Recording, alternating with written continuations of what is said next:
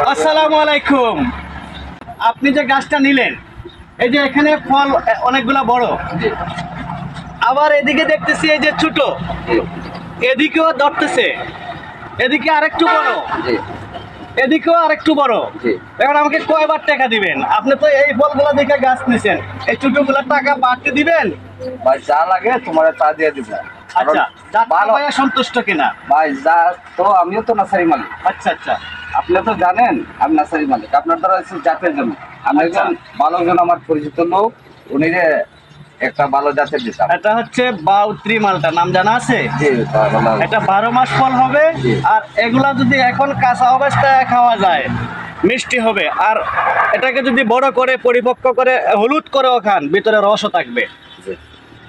তো গাছটা পেয়ে খুশি না বেজার? অনেক খুশি, আমার কাস্টমার অনেক খুশি। খুশি হবে, জাত বুঝে গাছ